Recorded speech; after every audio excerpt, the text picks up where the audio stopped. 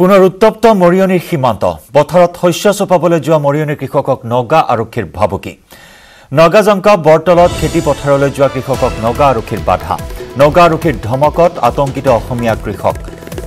পথাৰত শস্য চপাবলৈ গলে গুলিয়াই মৰাৰ ভাবুকি দিয়ে নগা আৰক্ষীয়ে অসমৰ মাটিত নগা আৰক্ষীৰ সন্ত্ৰাসত এতিয়া সীমান্তত তীব্ৰ আতংক অব্যাহত আছে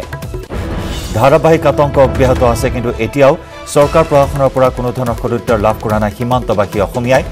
এনেদৰে ভয় শংকাৰ মাজেৰে সময় পাৰ কৰিবলগীয়া হৈছে সীমান্তবাসী অসমীয়াই নিজৰ ভূমিতে এতিয়া নিৰাপত্তাহীনতাত ভুগিবলগীয়া হৈছে সীমান্তবাসী অসমীয়াই পুনৰ উত্তপ্ত পৰিস্থিতিৰ সৃষ্টি হৈছে মৰিয়নি সীমান্তত পথাৰত শস্য চপাবলৈ যোৱা মৰিয়নি কৃষকক নগা আৰক্ষীৰ ভাবুকি দুৰ্বৃত্তৰ সমান্তৰালকৈ আৰক্ষীয়েও এতিয়া ভাবুকি প্ৰদান কৰি আহিছে অসমীয়া লোকসকলক নাগাজংকা বৰতলত খেতি চপাবলৈ যোৱা কৃষকক নগা আৰক্ষীয়ে দিলে বাধা নগা আৰক্ষীৰ ধমকত আতংকিত হৈ উঠিছে অসমীয়া কৃষক পথাৰত শস্য চপাবলৈ গলেই গুলিয়াই মৰাৰ ভাবুকি দিয়ে নগা আৰক্ষীয়ে অসমৰ মাটিত নগা আৰক্ষীৰ সন্ত্ৰাসত এতিয়া সন্ত্ৰস্ত সীমান্তবাসী অসমীয়া অঞ্চলত নাগাই শেহতীয়াকৈ মাটিৰ দখল কৰি পেলাই তাত নাগা পুলিচে কেম্প গঠন কৰি ল'লে এই কেম্পৰ বিষয়ে যেতিয়া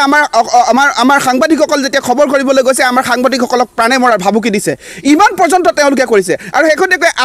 আজি যেতিয়া আমাৰ সোণগুটি চপোৱাৰ দিন এই সোণগুটি চপাবলৈ আমাৰ যেতিয়া ৰোৱনী আমাৰ দাৱনীসকল গৈছে দাৱনীসকল যোৱাৰ পিছত নাগালেণ্ড পুলিচে খেদি পঠিয়াইছে তাৰ মানে এই নাগালেণ্ড পুলিচৰ ইমান সাহস ক'ৰ পৰা আহিব পাৰিলে আমাৰ অসম চৰকাৰখন কি হৈ আছে নেকি আমাৰ প্ৰশাসন কি হৈ আছে নেকি যদি অসমীয়া মানুহৰ জীৱন আৰু নিৰাপত্তাক যদি তেওঁলোকে নিশ্চিত প্ৰদান কৰিব নোৱাৰে তেনেহলে এইখন চৰকাৰ আমাৰ শাসনত থকাৰ কোনো অধিকাৰ নাই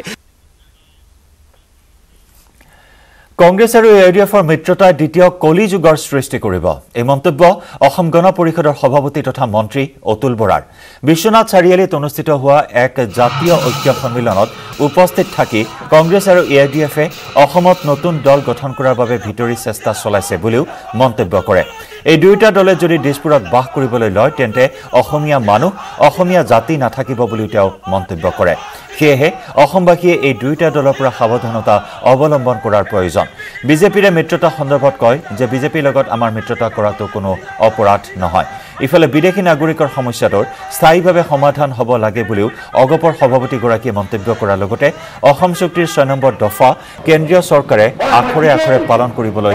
অতুল বৰাই আহ্বান জনায়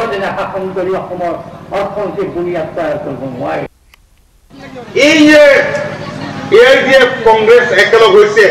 তেওঁলোকেতো মই ভাবো যে আমাৰ ৰাজ্যখনত দ্বিতীয় কলিযুগৰ সূচনা কৰিব এই দুইটা শক্তি লগ লাগিলে যিদৰে ৰজা পৰীক্ষিতৰ মুকুটত ঠাই লৈ পেলাই পৰীক্ষিতকেই মাৰিছিলে সৰ্বদংশন কৰোৱাইছিলে তেতিয়া এই দুইটা শক্তিয়ে যদি প্ৰাণ কেন্দ্ৰত দিছপুৰত যদি বাস কৰিবলৈ লয় তেতিয়া অসমীয়া মানুহ নাথাকিব অসমীয়া জাতি নাথাকিব আৰু সেইকাৰণেই মই আপোনালোক প্ৰত্যেককে এই দুইটা শক্তিৰ পৰা সাৱধানতা অৱলম্বন কৰিবলৈ অনুৰোধ জনাইছো আজি অসম দিৱস সমগ্ৰ ৰাজ্যৰ লগতে ডিমৰ সমীপৰ ধেমেচি উচ্চ মাধ্যমিক বিদ্যালয় প্ৰাংগণত কেন্দ্ৰীয়ভাৱে উদযাপন কৰা হৈছে অসম দিৱস অসম চৰকাৰৰ সাংস্কৃতিক সঞ্চালকালয়ৰ উদ্যোগত আৰু ডিব্ৰুগড় জিলা প্ৰশাসনৰ সহযোগত অনুষ্ঠিত এই অনুষ্ঠানত অংশগ্ৰহণ কৰিব মুখ্যমন্ত্ৰী সৰ্বানন্দ সোণোৱাল লগতে আন কেইবাগৰাকীও মন্ত্ৰী বিধায়কে অসম দিৱসৰ লগত সংগতি ৰাখি মুখ্যমন্ত্ৰীগৰাকীয়ে মৈদাম তৰ্পণ বানফি পূজা আৰু ফুৰালুং পূজাত অংশগ্ৰহণ কৰিব ইয়াৰ লগতে 2020 বৰ্ষৰ চুকাফা বঁটা প্ৰদান কৰিব সাহিত্যিক ইয়াছে দৰ্জে সংসিক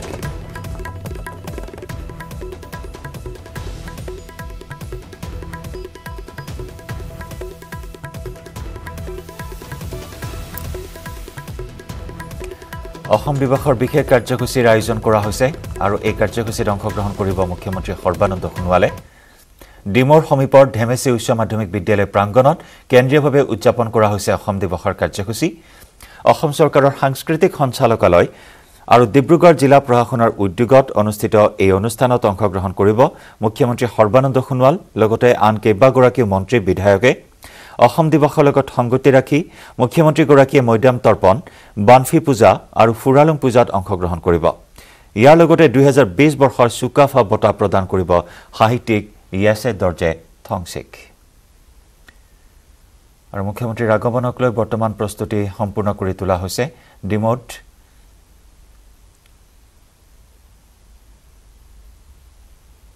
আৰু অসম দিৱস উপলক্ষে ডিমোত আজি উদুলি মুদুলি পৰিৱেশে বিৰাজ কৰিছে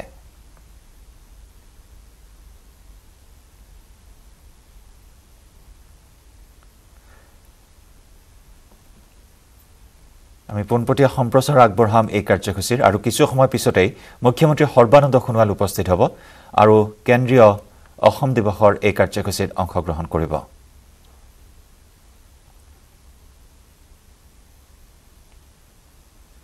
আৰু 1996 চনৰ পৰা 2 ডিচেম্বৰৰ আজিৰ এই দিনটো অসম দিৱস হিচাপে পালন কৰি অহা হৈছে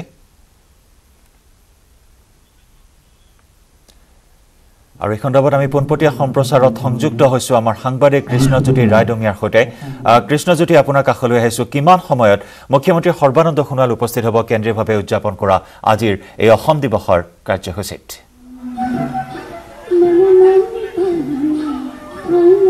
হয় জয়ন্ত ডিমৌ সমীপৰ ডিব্ৰুগড় জিলাৰ ধেমেচি উচ্চতৰ মাধ্যমিক বিদ্যালয়ৰ প্ৰাংগণত আচলতে কেন্দ্ৰীয়ভাৱে তেওঁলোকে আয়োজন কৰিছে অসম দিৱস আৰু এই অসম দিৱসৰ লগতে সংগতি ৰাখি ইয়াত যি ধেমেচিবাসী ৰাইজে তেওঁলোকে অনুষ্ঠিত কৰিছে অসম দিৱস আৰু এই অসম দিৱসত কিছু সময়ৰ পিছতে 12:15 পিছতে আহি উপস্থিত হ'বহি মুখ্যমন্ত্ৰী সৰ্বানন্দ সোণোৱালৰ লগতে বহুকেইজন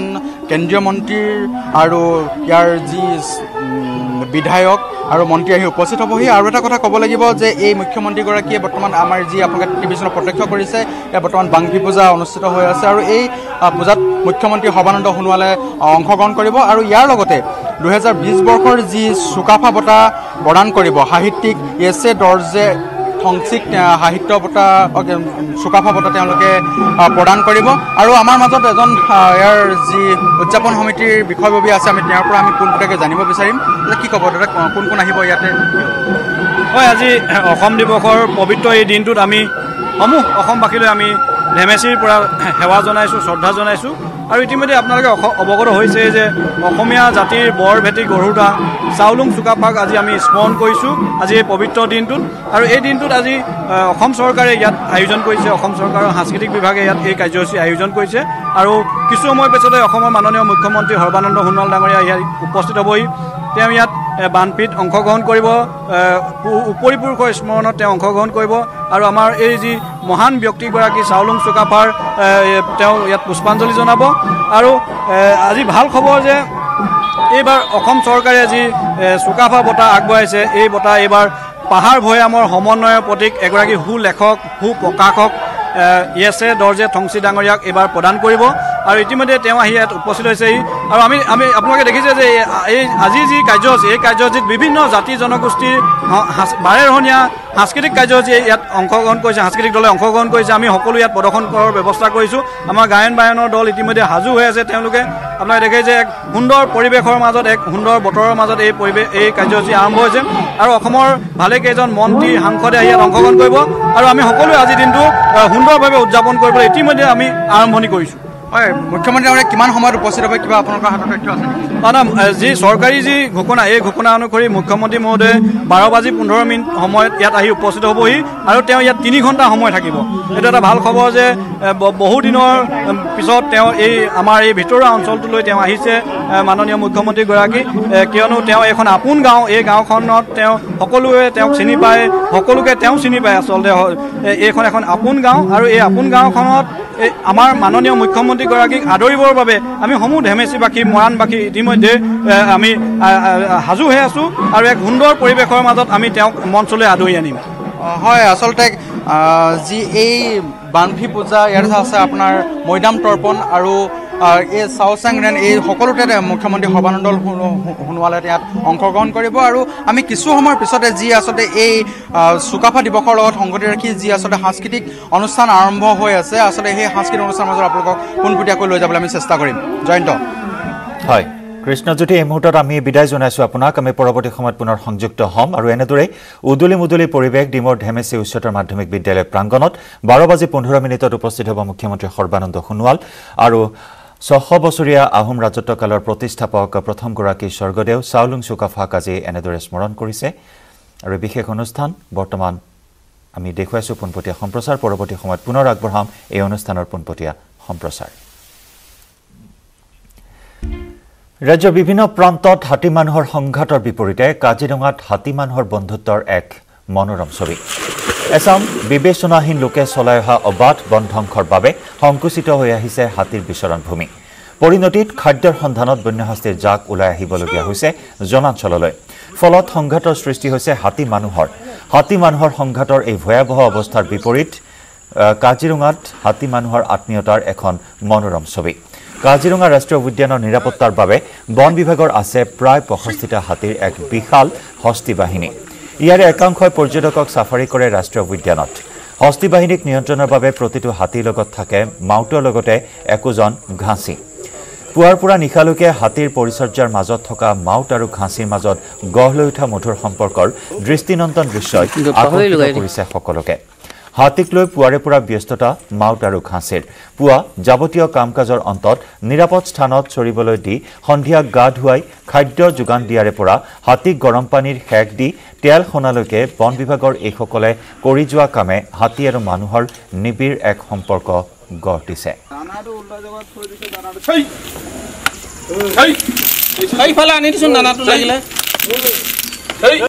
ৰাতিপুৱা আপোনাৰ 4টা বজাত আহে আমাৰ মানুহখিনি আহি মানে ঘাঁচিটোৱে মাউতটোৱে দুটাই লগ লাগি পেলাই গাঁতিটো বান্ধি মানে টুৰিষ্টক দেখাই মেলি আপোনাৰ এৰি দিয়াৰ পিছত আপোনাৰ আকৌ 2টা বজাত ধৰে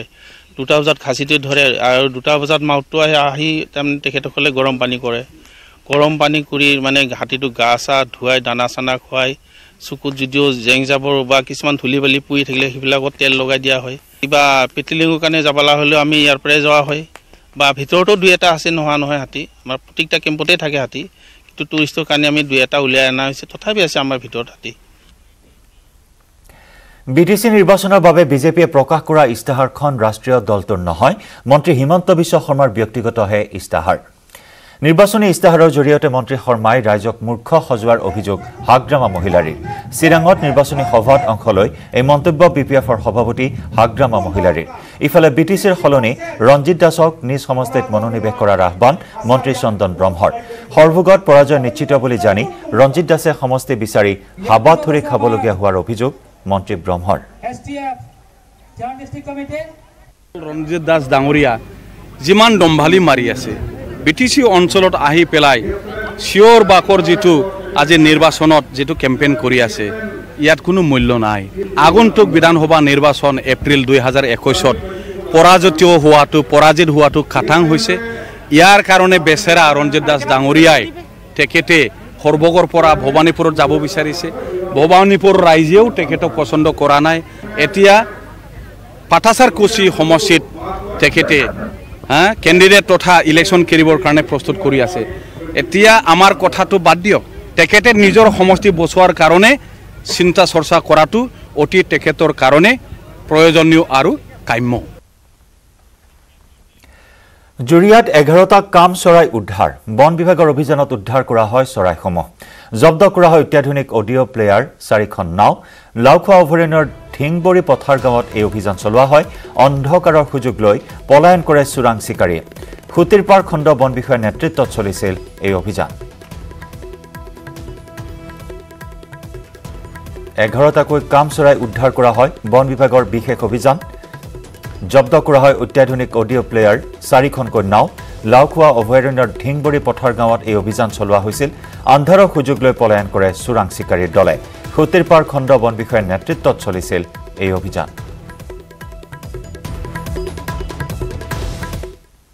খবৰ পাই ঢিংবৰী পথাৰ গাঁৱত অভিযান চলাইছিলোঁ চোৰাং চিকাৰীৰ বিৰুদ্ধে তাতে আমি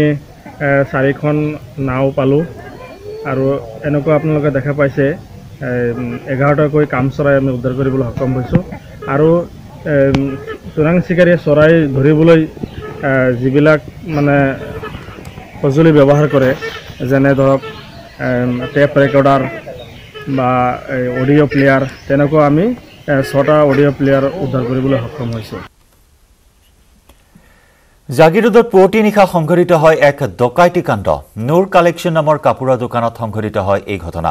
দোকানখনৰ শাটাৰ ভাঙি লুটি নিলে প্ৰায় 40 লক্ষাধিক টকা মূল্যৰ কাপোৰ লুটপাট চলাই থকা অৱস্থাতে স্থানীয় লোকে কৰায়ত্ব কৰে 7টাকৈ চোৰক ঘটনাৰ মাষ্টাৰমাইণ্ড ইয়াছিন খানক আটক কৰে আৰক্ষীয়ে মাটিৰ মালিক শামছুল হুছেইনে এই ডকাইতি কাণ্ড সংঘটিত কৰাৰ অভিযোগ উত্থাপিত হৈছে ঘটনাস্থলীত জাগিৰোড আৰক্ষী উপস্থিত হৈ আৰম্ভ কৰিছে তদন্ত জাগিৰোড আৰক্ষী থানাৰ 200 মিটাৰ নিলগত সংঘটিত হোৱা এই ঘটনাই তীব্ৰ প্ৰতিক্ৰিয়াৰ সৃষ্টি কৰিছে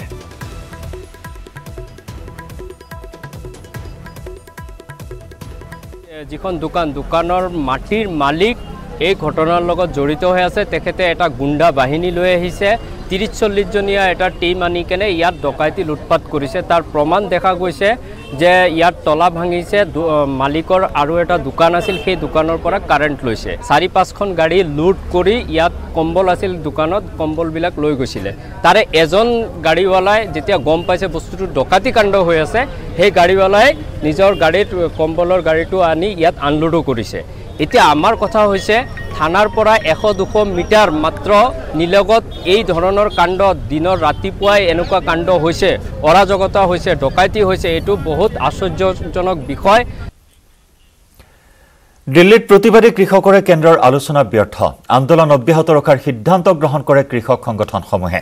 কেন্দ্ৰীয় চৰকাৰৰ প্ৰস্তাৱ নাকচ কৰিলে প্ৰতিবাদী কৃষকে সমস্যা সমাধানৰ বাবে কৃষক আৰু চৰকাৰৰ প্ৰতিনিধিৰ লগতে বিশেষজ্ঞৰে বিশেষ কমিটি গঠনৰ প্ৰস্তাৱ দিছিল চৰকাৰে